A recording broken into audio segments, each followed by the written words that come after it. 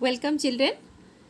हम लोग class 12th biology का chapter 5 principle of inheritance and variations discuss कर रहे हैं। आज हम इस सेशन में डिस्कस करेंगे polygenic inheritance, pleiotropy and introduction to mutation. तो बच्चों मैं पहले आपको बता दूं अब तक हम क्या क्या पढ़ चुके हैं। Introduction to Mendel's law of inheritance, inheritance of one gene, test cross, law of dominance, law of segregation, incomplete dominance, codominance, multiple allele, inheritance of two genes, that is dihybrid cross, law of independent assortment, chromosomal theory of inheritance, linkage and recombination, sex determination। तो बच्चों आज हम discuss करने जा रहे हैं polygenic inheritance, pleiotropy and mutation. इस session के एंड में आप जान पाएंगे पॉलीजेनिक इनहेरिटेंस क्या है। आप एक्सप्लेन कर पाएंगे कि पॉलीजेनिक इनहेरिटेंस कैसे होता है और स्किन पिगमेंट का एग्जाम्पल आप एक्सप्लेन कर पाएंगे as polygenic inheritance, and you can explain pleiotropy also with example. और उसके साथ साथ आप म्यूटेशन को डिफाइन कर पाएंगे and chromosomal and gene mutation क्या होता है उसके बारे में भी आप समझ पाएंगे। तो आज के डिस्कशन से पहले बच्चों आपको मालूम है जीन का स्ट्रक्चर कैसे होता है, थोड़ा बहुत आपको मालूम है। आप क्रोमोसोम का स्ट्रक्चर जानते हैं एंड फिनोटाइप को और जीनोटाइप को किस तरह पनेट स्क्वायर में रिप्रेजेंट किया जाता है उसको भी जानते हैं, और फिनोटाइप रेशियो कैसे निकाला जाता है वो भी आप जान चुके हैं। तो चलिए इस आपके जो नॉलेज है उसके आधार पर हम अपना डिस्कशन शुरू करते हैं। सबसे पहले हम डिस्कस करेंगे पॉलीजेनिक इनहेरिटेंस। ठीक है, तो अभी बच्चों देखो हम मल्टीपल एलील पढ़े थे। तो मल्टीपल एलील में क्या होता है कि एक जो कैरेक्टर होता है that is controlled by one gene, और एक जीन का दो एलील होते हैं। ठीक है, तो जनरली एक कैरेक्टर के लिए दो एलील होते हैं, लेकिन जैसे एबीओ ब्लड ग्रुप में क्या है, एबीओ ब्लड ग्रुप कैरेक्टर के लिए 3 एलील है, सो इसीलिए उसको मल्टीपल एलील कहा जाता है। लेकिन बच्चों पॉलीजेनिक इनहेरिटेंस होता है जब एक character more than one gene से रेगुलेट होता है। हम अभी तक पढ़े थे कि एक कैरेक्टर को एक ही जीन रेगुलेट करता है, एक ही जीन कंट्रोल करता है, लेकिन अगर कोई कैरेक्टर को more than one gene regulate करते हैं तब उसको कहा जाता है पॉलीजेनिक इनहेरिटेंस। ठीक है बच्चों, ये है इसे देखो आप, इसमें कोई कंफ्यूजन नहीं होना है। मल्टीपल एलील और पॉलीजेनिक इनहेरिटेंस में polygenic means many gene, so many genes are involved to regulate a character। लेकिन multiple allele means multiple allele, many allele, that means more than 2 allele। Generally 2 allele होते हैं, लेकिन उससे अगर ज़्यादा allele होते हैं कोई कैरेक्टर के लिए, कोई जीन का अगर ज़्यादा allele होते हैं 2 से ज़्यादा, तो उसको हम multiple allele कहेंगे। तो ये हो गया आपका complete distinction between multiple allele and polygenic inheritance। ठीक है, तो कभी कभी ऐसा होता है बच्चों कि genes are large in quantity, जैसे बहुत सारे जीन हैं लेकिन उसका जो इफेक्ट होता है वो बहुत छोटा सा इफेक्ट होता है। जैसे पॉलीजेनिक इनहेरिटेंस का हम यहाँ पर कुछ एग्जाम्पल ले रहे हैं। Height of human being, skin colour, eye colour and weight in human being. ये ह्यूमन बीइंग का ये जो हमने कैरेक्टर बताया ये सारे पॉलीजेनिक इनहेरिटेंस है। ठीक है, सो अभी हम स्किन पिगमेंटेशन के बारे में थोड़ा डिटेल्स पढ़ेंगे, किस तरह ह्यूमन बीइंग में skin colour shows polygenic inheritance. So skin colour, it is skin colour means it is one character, लेकिन ये कितने जीन के द्वारा रेगुलेट होता है, 3 जीन के द्वारा ये रेगुलेट होता है। ठीक है, so it is a polygenic inheritance.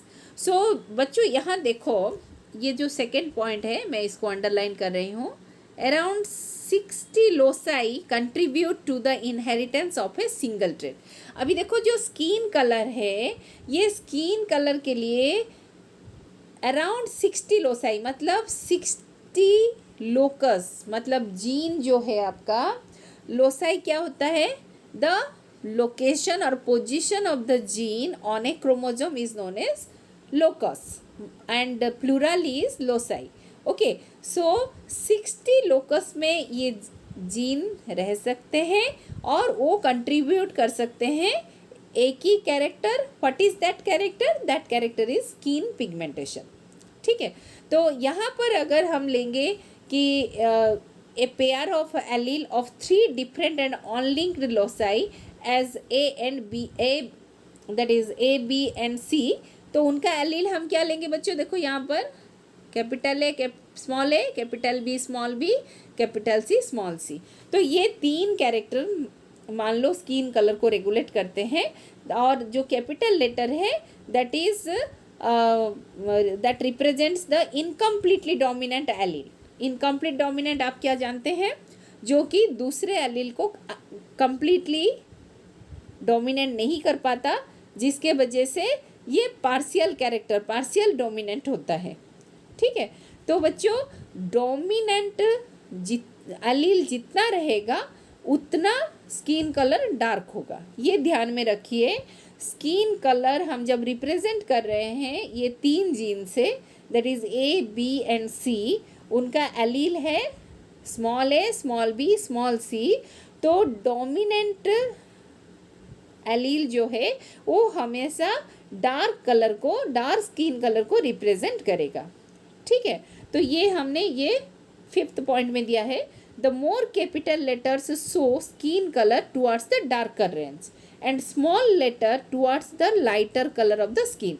जितना स्मॉल लेटर होंगे यानी रिसेसिव ट्रेट जितना होंगे उतना लाइट कलर होगा स्किन का.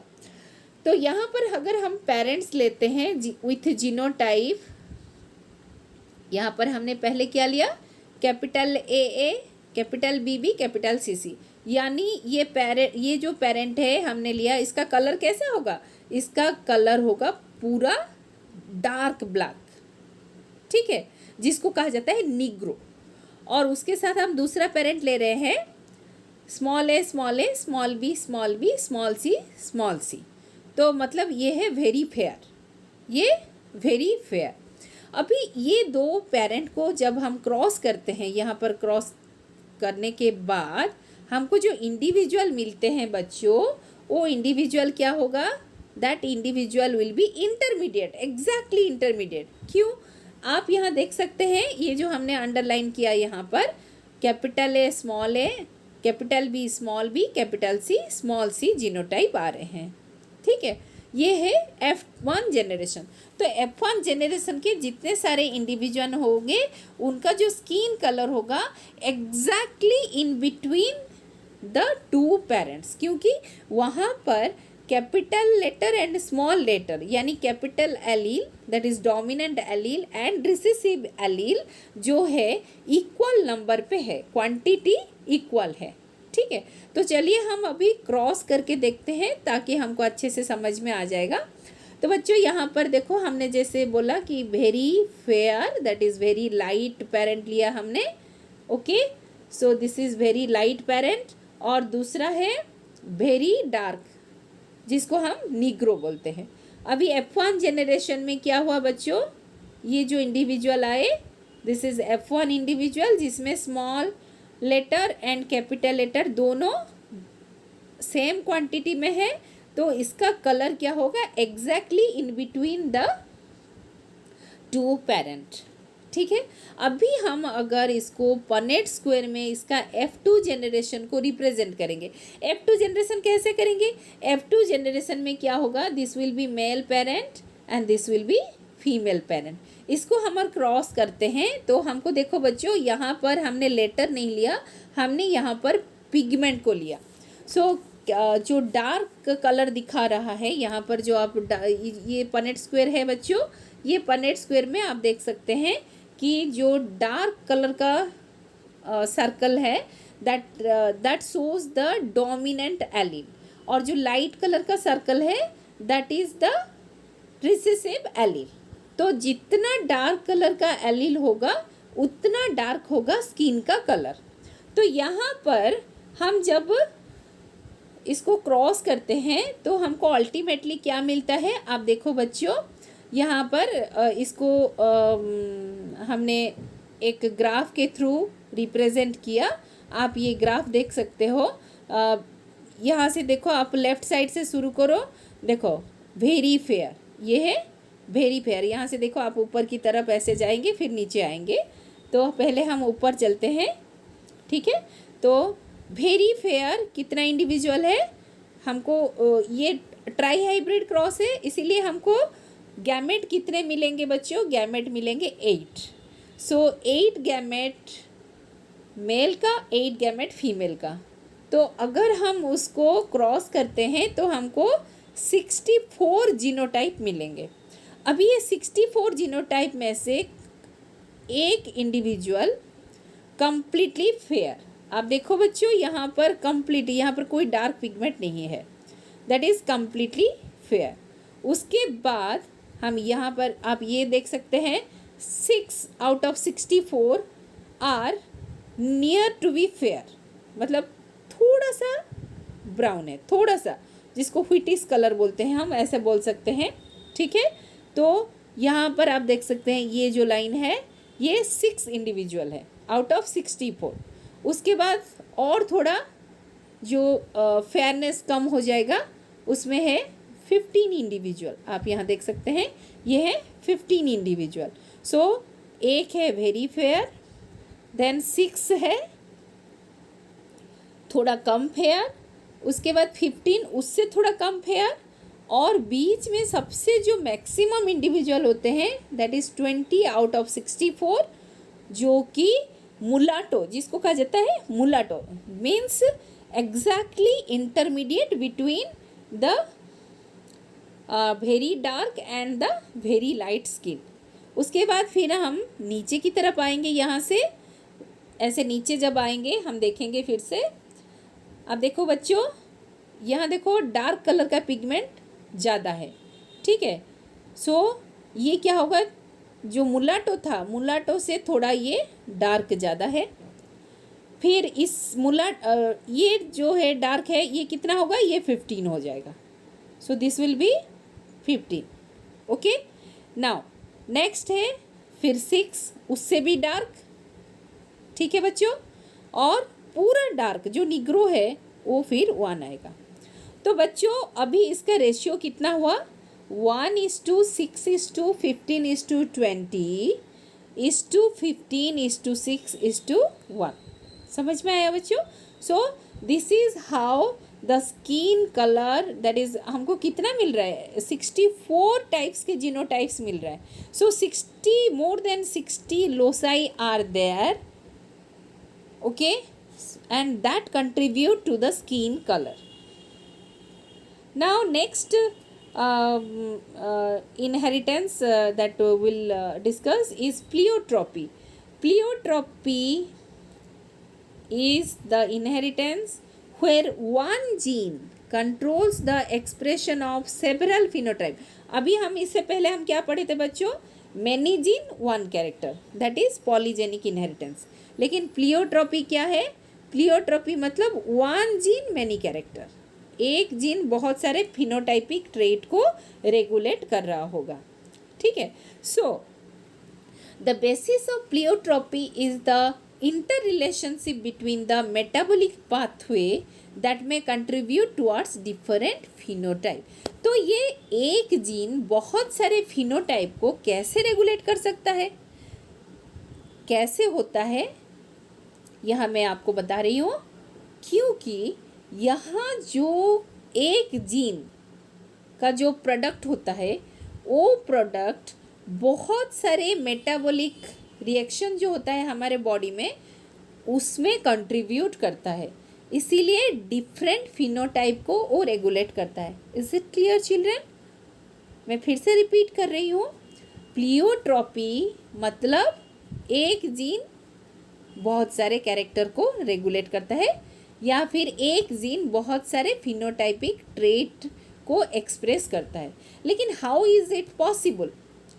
ये पॉसिबल इसलिए है कि एक जीन से जो प्रोडक्ट आता है वो प्रोडक्ट बहुत सारे मेटाबॉलिक पाथवे, मेटाबॉलिज्म आपको पता है हमारे बॉडी में जो केमिकल रिएक्शंस होते हैं उसको मेटाबॉलिज्म कहा जाता है।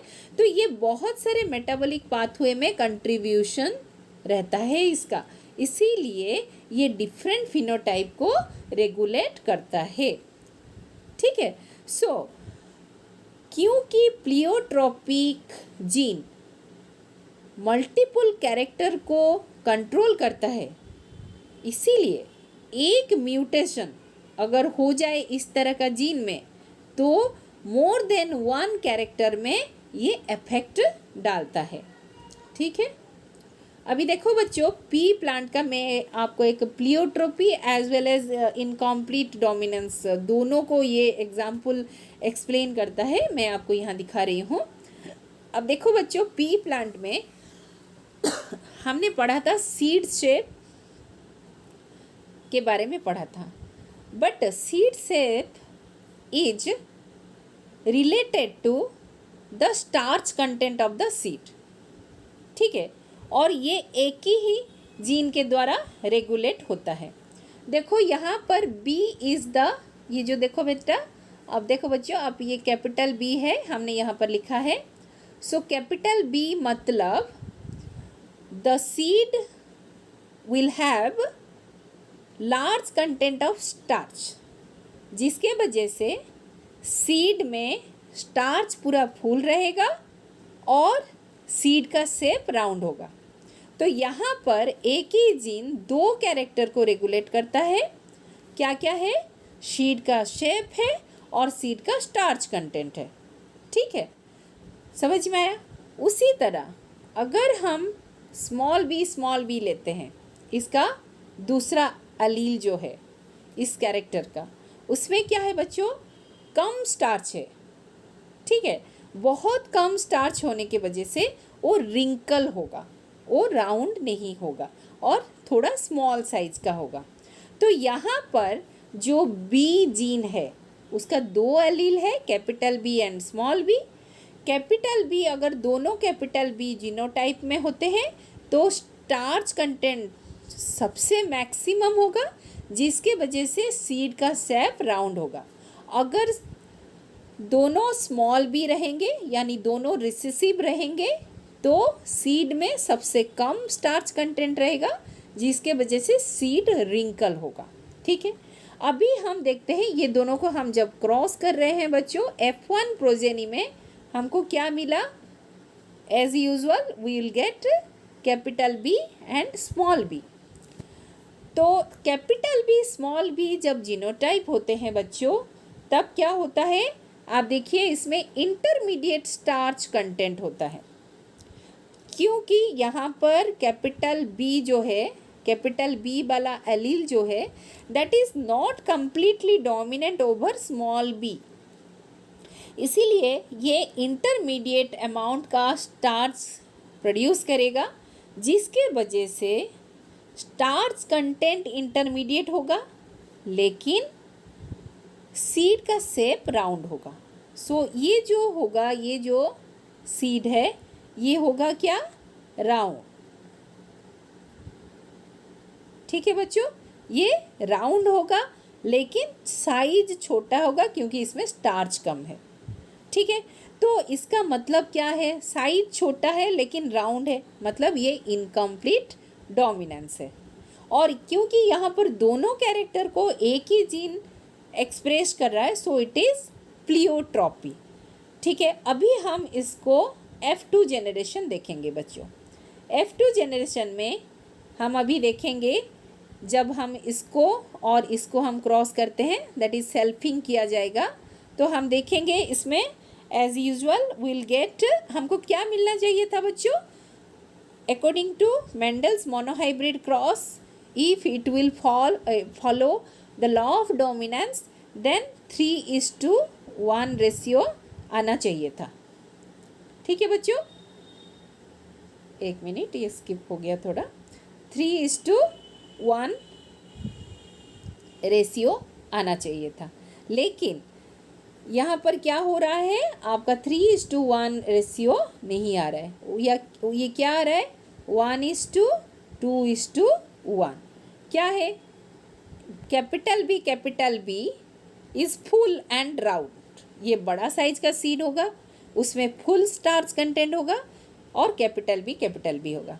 और बाकी जो जिसमें कि दोनों डिफरेंट एलील होंगे वो थोड़ा स्मॉल साइज का होगा लेकिन राउंड होगा, क्योंकि उसमें इंटरमीडिएट स्टार्च कंटेंट है।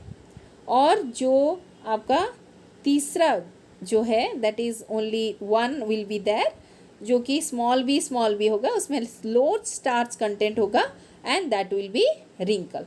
तो हम बच्चों ये जो सीड का जो स्टार्च कंटेंट एंड शेप है दोनों एक दूसरे के साथ रिलेटेड है, और इसका जो शेप को और स्टार्च कंटेंट को एक ही जीन रेगुलेट कर रहा है। So it is an example of pleiotropy, but when they are in that is different allele are there, that is heterozygous condition में डोमिनेंट एलील कंप्लीटली डोमिनेंट नहीं कर पा रहा है, इसीलिए ये इनकम्प्लीट डोमिनेंट का भी एग्जाम्पल है। ठीक है बच्चों, यहाँ पर हमने मेंशन किया है कैपिटल बी होगा तो ये more starch is synthesised and the seed is round.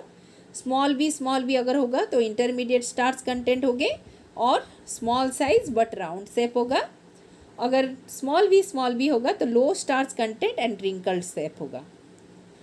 Pleiotropy का और एक एग्जाम्पल बच्चों, फिनाइल कीटोन्यूरिया, ये एक ही जीन के द्वारा रेगुलेट होता है। यहाँ आप देख सकते हैं दिस इज़ द क्रोमोजोम, और ये जो पिंक कलर है ये pink colour is the gene for beta globin. You know that haemoglobin जो चेन होता है, haemoglobin consist of 4 chains, 2 alpha और 2 बीटा। यहाँ पर हम बीटा ग्लोबिन चेन को जो सिंथेसाइज करता है उस जीन के बारे में हम पढ़ रहे हैं। वो जो पिंक कलर है उसको दिखा रहे हैं उसका लोकेशन। अगर इस जीन में कोई म्यूटेशन हो जाता है, कोई चेंज हो जाता है, म्यूटेशन क्या है हम आगे जाकर पढ़ेंगे। अगर कोई म्यूटेशन होता है तो देखो बच्चों उसका मल्टीपल इफेक्ट होता है, उसका बहुत सारे इफेक्ट होता है, बहुत सारे ऑर्गन को वो इफेक्ट करता है। इसका मतलब है कि ये जो यहाँ पर हमने 3 ऑर्गन दिखाया, ये 3 ऑर्गन का नॉर्मल फंक्शनिंग के लिए बीटा ग्लोबिन जीन का सही रहना इम्पॉर्टेंट है। और इसमें अगर कोई म्यूटेशन हो जाता है तो ये तीनों ऑर्गन को ये अफेक्ट करता है। तो किस तरह ये मल्टीपल कैरेक्टर को अफेक्ट करता है हम देखेंगे। द PKU जीन, इस जीन को कहा जाता है PKU gene. It codes for the enzyme phenylalanine hydroxylase. अच्छा बच्चों, ये इससे पहले मैं आपको बता दूं, ये बीटा ग्लोबिन जो हमने एग्जाम्पल दिया ये एक प्लियोट्रोपी का एग्जाम्पल है। ये आगे हमें जाकर सिकल सेल एनीमिया के बारे में पढ़ेंगे नेक्स्ट सेशन में। तो बस आप इस सेशन के लिए बस इतना याद रखिए कि sickle cell anaemia is also one example of pleiotropy. ठीक है, तो यहाँ पे लाइन खींच देती हूँ मैं। Sickle cell anaemia is also example of pleiotropy, जिसमें बीटा ग्लोबिन चेन में अगर कोई चेंज हो जाता है तो ये तीनों ऑर्गन को अफेक्ट करता है। इसका मतलब है कि बीटा ग्लोबिन चेन ये तीनों ऑर्गन को सही तरह फंक्शन करने में हेल्प करता है। ठीक है बच्चों, दूसरा प्लियोट्रोपी का हम एग्जाम्पल देखेंगे। एक है phenyl ketonuria. Phenyl ketonuria gene जिसको PKU जीन कहा जाता है, ये सिंथेसाइज करता है फिनाइल अलानिन हाइड्रोक्सिलेज एंजाइम। ठीक है, इस एंजाइम का काम है बच्चों to convert phenylalanine to tyrosine. ये एमिनो एसिड है। Phenylalanine hydroxylase enzyme phenylalanine को टायरोसिन में कन्वर्ट करता है और ये दोनों ही एमिनो एसिड है। लेकिन अगर PKU में म्यूटेशन हो जाए, अगर इसमें म्यूटेशन हो जाए तो क्या क्या होता है हम देखेंगे।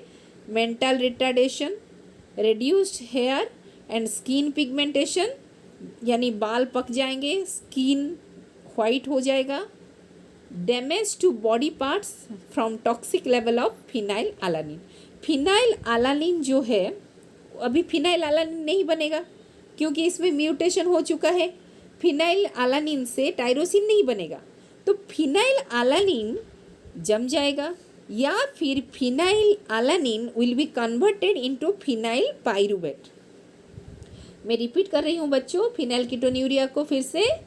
Phenyl ketonuria is an example of pleiotropy, जिसमें कि एक जीन हमारे बॉडी का बहुत सारे कैरेक्टर को रेगुलेट करता है, लेकिन ये जीन एक ही एंजाइम प्रोड्यूस करता है जो कि फिनाइल अलानिन को टायरोसिन में कन्वर्ट करने में हेल्प करता है। ठीक है, अगर इस जीन में म्यूटेशन हो जाए तो क्या क्या होता है? मेंटल रिटार्डेशन होता है, reduced hair and skin pigmentation होता है, damage to body parts due to deposition of the toxic level of phenylalanine. अगर बच्चों ये एंजाइम सिंथेसिस नहीं होगा तो फिनाइल अलानिन टायरोसिन में कन्वर्ट नहीं हो पाएगा। So either phenylalanine body में जम जाएगा या फिर phenylalanine will be converted into phenylpyruvic acid, और ये पाइरुविक एसिड जाकर हमारे बॉडी के डिफरेंट पार्ट्स में जम जाएंगे and that will damage different parts of the body.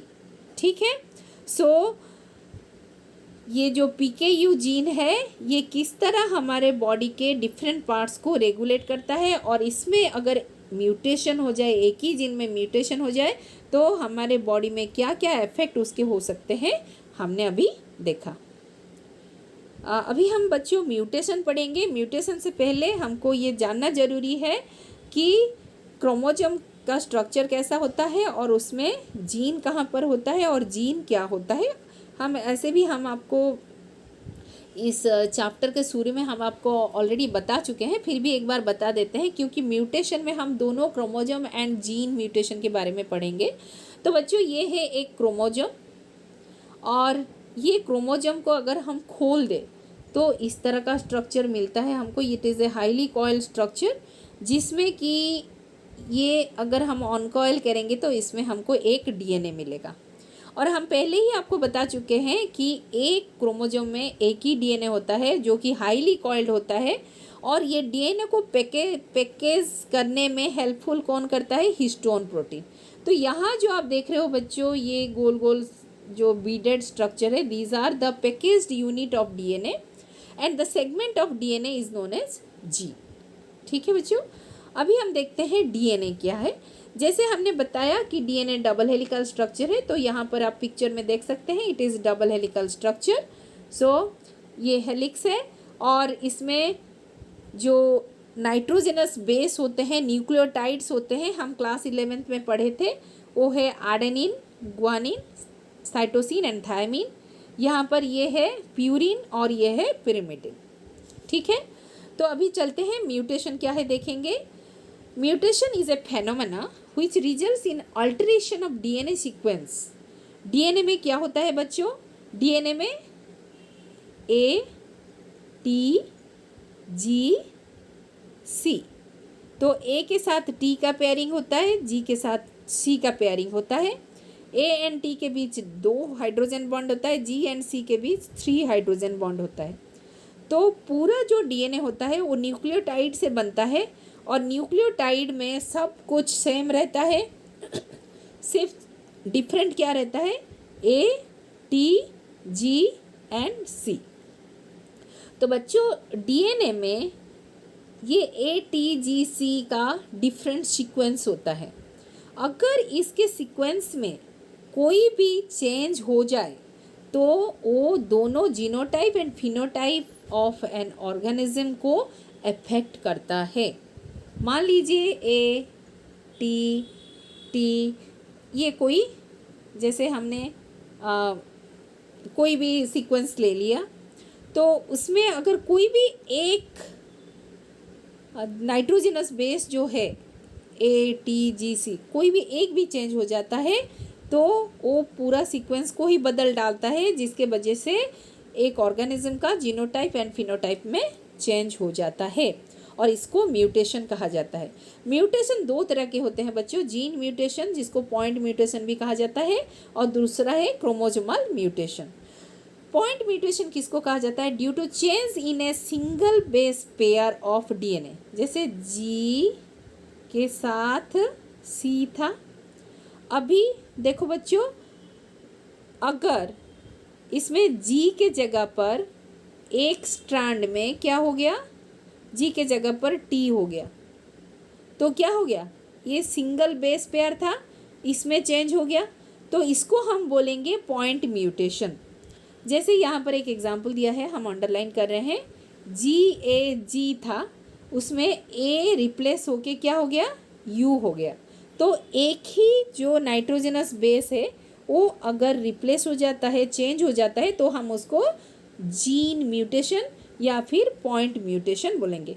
तो बच्चों ये जो जीन म्यूटेशन पॉइंट म्यूटेशन है, इसके बारे में हम विस्तार रूप से नेक्स्ट चैप्टर में पढ़ेंगे।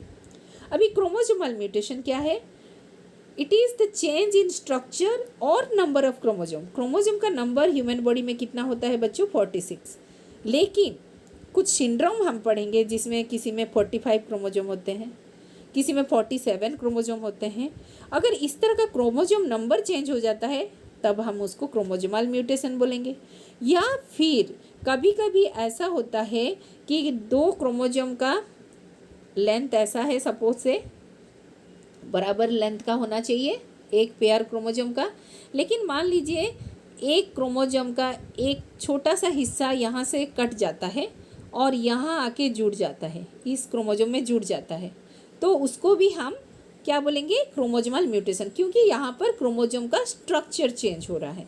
ठीक है बच्चों, तो यहाँ पर देखो chromosomal mutation and gene mutation में दोनों में थोड़ा सा फर्क जानेंगे, क्योंकि हम नेक्स्ट चैप्टर में पूरा डिटेल्स में इसके बारे में पढ़ रहे हैं। तो देखो बच्चों, यहाँ पर देखो chromosome A, this is chromosome A, this is chromosome B, लेकिन यहाँ पर म्यूटेशन स्ट्रक्चरली कैसे चेंज हो रहा है आप देखो।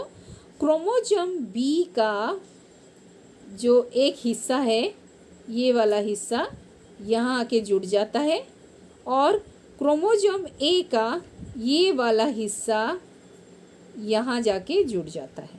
ठीक है बच्चों, मैं फिर से बता रही हूँ आपको, देखिए ये क्रोमोसोम यहाँ से ब्रेक हो रहे हैं दोनों, और दोनों एक्सचेंज हो रहे हैं।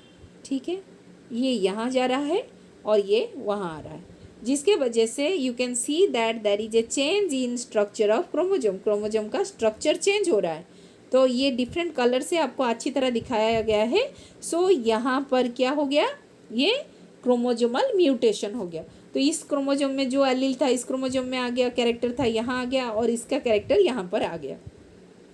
तो इससे क्या होगा, जो डीएनए का एक बहुत बड़ा हिस्सा अफेक्ट हो जाता है और जिसके वजह से पूरा बॉडी में ही इसका इफेक्ट दिखाता है। ठीक है, so chromosomal mutation is more dangerous than the gene mutation. तो यहाँ हम जीन म्यूटेशन देखेंगे बच्चों। ये है एक डीएनए का स्ट्रैंड, और डीएनए से हमेशा एमआरएनए बनता है और एमआरएनए से प्रोटीन बनता है। ठीक है, तो डीएनए में मान लीजिए कि CTT था सीक्वेंस, साइटोसिन थायमीन थायमीन था। अभी CTT अगर होता है तो उसका जो आरएनए बनेगा, आरएनए क्या होगा, GAA, मतलब C के साथ G, T के साथ A, T के साथ A का पेयरिंग होता है। इसीलिए CTT अगर डीएनए में है तो आरएनए में GAA, C के साथ G, T के साथ A, T के साथ A, और इससे जो प्रोटीन बनेगा उसमें इस जगह पर क्या होगा, glutamine amino acid will be there. लेकिन अगर इसमें अगर म्यूटेशन हो जाता है, यानी T के जगह पर A आ जाता है, तो ये क्या हो गया, CAT। तो mRNA में क्या होगा, आरएनए में एडेनिन के साथ कौन पेयर होता है, यूरासिल पेयर होता है। तो ये पेयरिंग चेंज हो जाएगा, जिसके वजह से ये क्या हो जाएगा, GUA। तो GUA अभी ग्लूटामिन के लिए सिंथेसिस नहीं करेगा, ये ग्लूटामिन के बदले वैलिन को सिंथेसिस करेगा। तो अभी प्रोटीन में जो एमिनो एसिड का सीक्वेंस था वो सीक्वेंस अभी चेंज हो गया। इसका मतलब जो एंजाइम बनने वाला था वो एंजाइम डिफेक्टिव एंजाइम हो गया या फिर इनएक्टिव एंजाइम हो गया, जिसके वजह से फिनोटाइप चेंज हो जाएगा। तो ये था बच्चों कुछ म्यूटेशन का जो बस थोड़ा सा बेसिक्स हमने बताया। और जिन चीज़ों की वजह से म्यूटेशन होता है बच्चों उनको कहा जाता है mutagens. And these mutagens can be physical हो सकते हैं, केमिकल हो सकते हैं या फिर बायोलॉजिकल हो सकते हैं। ठीक है, तो यहाँ पर हम देख सकते हैं क्या क्या फिजिकल है, क्या क्या बायोलॉजिकल एंड क्या क्या केमिकल्स। तो रेडिएशन जो होता है बच्चों ये होता है फिजिकल, ये है फिजिकल। ओके, सो फिजिकल में यूवी रेडिएशन, एक्सरे, ये सब फिजिकल म्यूटाजेंस है। ठीक है बच्चों। केमिकल्स में जो सिगारेट का स्मोक होता है बच्चों, और हम जो कॉस्मेटिक्स वगैरह यूज़ करते हैं that is common ingredients in the acne products. ठीक है, तो इसमें भी आपका केमिकल म्यूटाजेंस होते हैं। इसके अलावा नाइट्रेट एंड नाइट्रेट प्रिजर्वेटिव्स, जो हम प्रिजर्वेटिव फूड को प्रिजर्व करने के लिए जो नाइट्रेट कंपाउंड यूज़ करते हैं उसमें भी म्यूटाजेंस होते हैं। They are also containing mutagens, जो कि हम अगर खाएं उसको प्रिजर्व फूड को तो that may cause mutation in our gene. Smoking से भी हमारे जीन में म्यूटेशन हो सकता है। रेडिएशन अगर बार बार एक्सरे किया जाए एक जगह को तो उसमें म्यूटेशन होने का चांस है। अगर आप for a long duration if you are expose to UV radiation then also it can cause mutation. अभी हम देखेंगे बायोलॉजिकल एजेंट। बायोलॉजिकल एजेंट में ह्यूमन पापिलोमा वायरस जो कि कैंसर कॉज करता है, वो एक बायोलॉजिकल एजेंट है जो कि हमारे बॉडी में एक स्पेसिफिक जीन में म्यूटेशन कर देता है जिसके वजह से कैंसर होता है।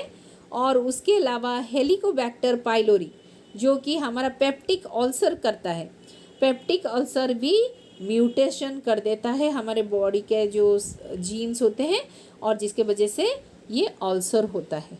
ठीक है बच्चों, तो ये था कुछ physical, chemical and biological mutations का एग्जाम्पल्स। तो बच्चों आज हमने क्या क्या पढ़ा? हमने आज पॉलीजेनिक इनहेरिटेंस के बारे में पढ़ा जिसमें हम स्किन कलर के बारे में डिस्कस किए। उसके बाद हम प्लियोट्रॉपी के बारे में डिस्कस किए जिसमें हमने एग्जाम्पल दिया पी प्लांट का, पी सीड का शेप एंड स्टार्च कंटेंट। उसके बाद हम सिकल सेल एनीमिया के बारे में थोड़ा सा बताए एंड आपको फिनाइल कीटोन्यूरिया के बारे में भी बताए। और अंत में हमने म्यूटेशन का थोड़ा सा इंट्रोडक्शन दिया। म्यूटेशन में हमने आपको क्रोमोसोमल म्यूटेशन और जीन म्यूटेशन किसको कहते हैं डायग्रामेटिकली हमने आपको समझाया और आशा करती हूँ कि आपको समझ में आया।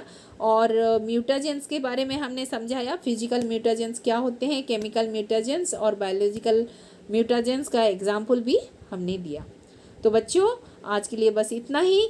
नेक्स्ट सेशन में हम डिस्कस करेंगे sex linked inheritance, colour blindness, haemophilia. ये जो 3 हम इनहेरिटेंस पढ़ेंगे बच्चों ये मेंडेलियन डिसऑर्डर है। हम genetic disorder next class discuss करने जा रहे हैं, तो उसमें हम पहले जेनेटिक डिसऑर्डर के बारे में इंट्रोडक्शन देंगे। उसके बाद हम sex linked inheritance, colour blindness and haemophilia के बारे में डिस्कस करेंगे। तब तक के लिए थैंक यू बच्चों, thank you for watching this video. Bye bye.